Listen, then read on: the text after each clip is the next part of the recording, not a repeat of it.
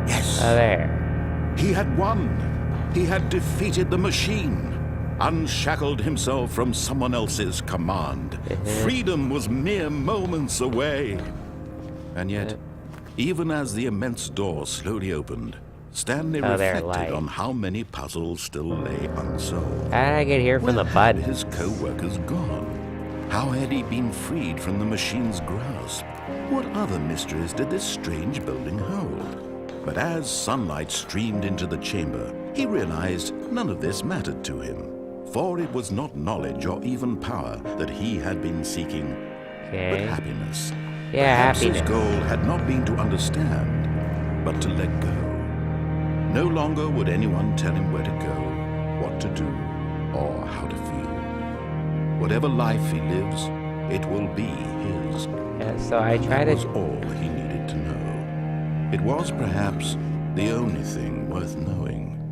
Stanley stepped through the open door. I try to turn around to see the building, but it can't because it only turns to a cutscene. Stanley felt the cool breeze upon his skin, the feeling of liberation, the immense possibility of the new path before him. This was exactly the way, right now, that things were meant to happen. And Stanley was happy. Wow, that was a beautiful ending.